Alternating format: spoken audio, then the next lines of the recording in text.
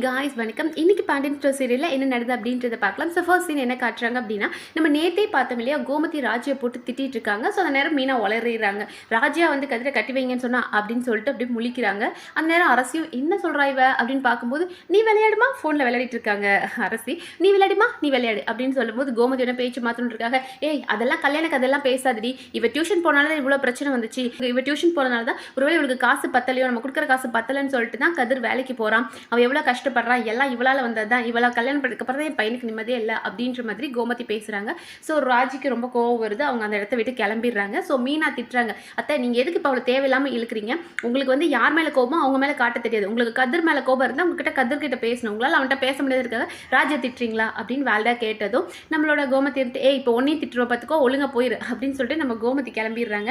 And அடுத்த சீனில் என்ன காட்டுறாங்க அப்படின்னா, இங்கே ராஜி ரொம்ப அழுதுகிட்டு இருக்காங்க. லைக் பழசெல்லாம் நினச்சி போய் யோசிக்கிறாங்க. நான் பாட்டுக்கு 7 காலேஜ் போயிட்டு இருந்தேன், காலேஜ் போகிற என்ன வந்துட்டு கல்யாணம் பண்ணி வைக்கிறேன் அப்படின்னாங்க. ஸோ அதனால தான் நான் கண்ணன் கூட ஓடி போனேன். பட் அங்கே போனதுக்கப்புறமும் அவன் நகையை திருடிட்டு போயிட்டான். சரி போன நகையோடு போட்டோம் அப்படின்னு சொல்லிட்டு நான் வீட்டுக்கு வந்திருக்கணும், அப்படி இல்லைனா வேறு எங்கேயாவது போயிருக்கணும். அத்தை பேச்சை கேட்டுட்டு நான் கதிரை கல்யாணம் பண்ணிக்க கூடாது, ஏன்னா இவங்க குடும்ப கௌரவம்னு சொல்லிட்டு சுய கௌரவத்தை நான் விட வேண்டியதாக ஆயிடுச்சு. எப்போ பாரு திட்டிக்கிட்டே இருந்தால் என்ன தான் பண்ணுறது, என்ன வாழ்க்கை இது, எப்படி இப்படி திட்டி வாங்கிட்டே இருக்க முடியுமா அப்படின்ற மாதிரி ராஜி ஃபீல் பண்ணிட்டு இருக்காங்க.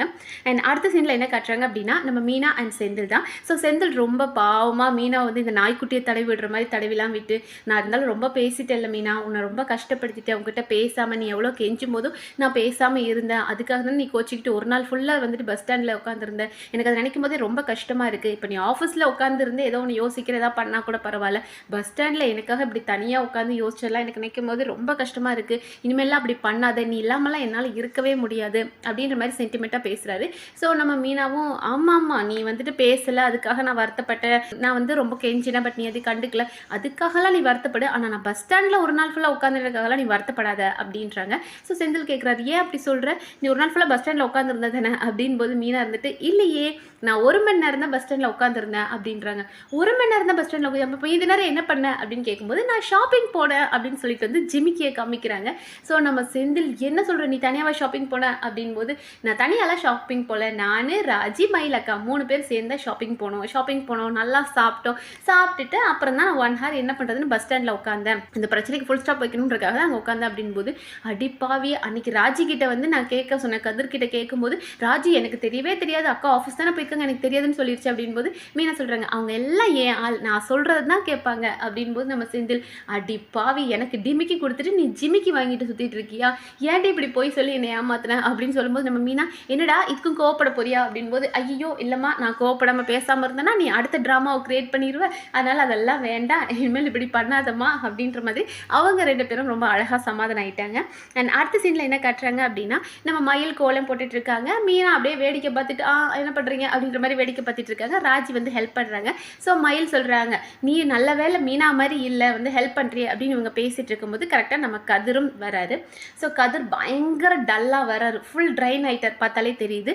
அப்படியே அவங்க வீட்டுக்குள்ளே வராரு. அம்மா கோமதி பார்க்குறாங்க. பார்த்ததுக்கப்புறம், டே என்னடா இப்படி ஆகிட்ட, முகெல்லாம் வாடி போய் நைட்டெல்லாம் தூங்காமல், சரி நீ ஃபுட் டெலிவரி போகிறதே எனக்கு பிடிக்காம தான் இருந்துச்சு, சரி ஓகே நீ போன அப்படின்னா இப்படி நைட்டெல்லாம் தூங்காமல் இப்படி வேலை பார்க்கணுமாடா, உன் வயசில் பசங்களாம் எப்படி இருக்கிறாங்க, நீ ஏன்டா இவ்வளோ கஷ்டப்படுற அப்படின் போது நம்ம செந்தில் சொல்கிறார், அம்மா விடுமா, அப்பாலாம் சின்ன வயசுலேருந்து கஷ்டப்படுறாங்க, நீ சொல்லி நான் வளர்ந்துருக்கேன், அப்படி இருக்கும்போது நான் என்னம்மா சும்மா டிரைவிங் தானே, அதெல்லாம் எனக்கு ஒரு கஷ்டமும் இல்லை, நான் நல்லா தான் இருக்கேன், எனக்கு ஒரு காஃபி போட்டு கொடுமா அப்படின்னு ரொம்ப ஆசையாக கேட்குறாரு. ஸோ கோமதியும், நீ என் கையால் நீ சாப்பிட்ட எவ்வளோ நாளாச்சு, இறா நான் காஃபி போட்டு தரேன் அப்படின்னு சொல்லி காஃபி போட்டு கொடுத்துட்ருக்காங்க. அண்ட் அடுத்த சீனில் என்ன காட்டுறாங்க அப்படின்னா, இங்கே வெளியேருந்து தங்கமயில் இவங்கெல்லாம் கோலம் போட்டுட்ருக்காங்களே, அந்த நேரம் நம்ம பாண்டியன் வராரு. ஸோ உடனே தங்கமயில், மாமா கோலம் நல்லா இருக்கா அப்படின்னு கேட்குறாங்க. ஸோ பாண்டியன் என்ன சொல்வார், ரொம்ப நல்லா இருக்குமா அப்படின்னு சொல்லிட்டு மீனா கிட்ட ஒரு இங்கிலீஷ் பேப்பர் வாங்கிட்டு வந்திருக்கார், அதை கொடுக்குறாரு. கொடுத்ததுமே நம்ம தங்கமயில்கிட்டையும் சொல்கிறாரு பாண்டியன், இங்கே பாருமா நீயும் இங்கிலீஷ்லாம் படிச்சிருக்கதானமா, அந்த நியூஸ் பேப்பர்லாம் வாங்கி படிமா, அறிவு வளர்த்துக்குமா அப்படின் போது திருட்டுக்கோழி மாதிரி நம்ம தங்கமயில் சரிமாமா அப்படின்னு முழிச்சிட்டு இருக்காங்க. ஸோ அவர் வந்து இவங்க கிட்ட பேசிட்டு அப்படியே உள்ளே வராரு. உள்ளே வந்து பார்த்தா நம்ம கதிர் காஃபி குடிச்சிட்டு இருக்காரு. அப்பாவை பார்த்ததுமே அப்படியே அழகாக எந்திரிச்சு பம்பி ரூம்குள்ளே போயிட்டாரு. அண்ட் அவர் போனது பார்த்ததுமே ராஜும் பின்னாடியே வராங்க. வந்துட்டு ராஜி சண்டை போட ஆரம்பிச்சிட்டாங்க. நைட்டு நீ எதுக்கு டிரைவிங் போன அப்படின்னு கேட்குறாங்க. அவர் ஒன்றும் சொல்ல, உன்னை கேட்குறக்கு எனக்கு உரிமை இல்லை தான், ராஜி சொல்கிறாங்க, உன்னை கேட்குறக்கு எனக்கு உரிமை இல்லை தான், ஆனாலும் நான் கேட்க தான் செய்வேன், நீ எதுக்கு இப்படிலாம் பண்ணுற அப்படின்னு கேட்கும்போது நம்ம கதிர் வந்து காசு எடுத்து கொடுத்து இந்த காசை வச்சுக்கோ அப்படின்னு கொடுக்குறாரு. ஸோ ராஜிக்கு கோவம் வருது, நான் இந்த காசுக்காக தான் நான் பண்ணுறேன், டியூஷன் போகிறேன்னு நீ நினைக்கிறியா, அன்றைக்கி தான் நான் அவ்வளோ தெளிவாக சொல்லிட்டேன், நான் ஏன் டியூஷன் எடுக்கிறேன்னு சொல்லிட்டேன்ல அப்படின் போது, இங்கே பார் இந்த காசை நீ வச்சுக்கோ. மருமக காசுல உட்காந்து சாப்பிடணும் எங்க அப்பாவுக்கு தலையெழுத்து இல்லை. ஆனா அப்படிப்பட்ட பேரையும் உன்னால நீ வாங்கி கொடுத்துட்ட எங்க அப்பாவுக்கு.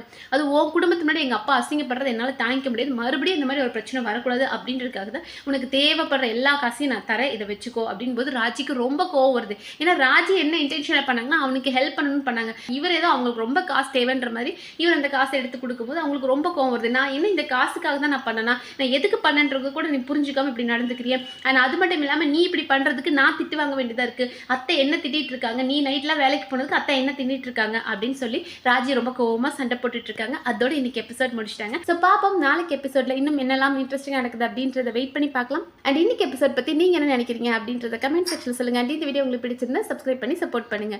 நன்றி.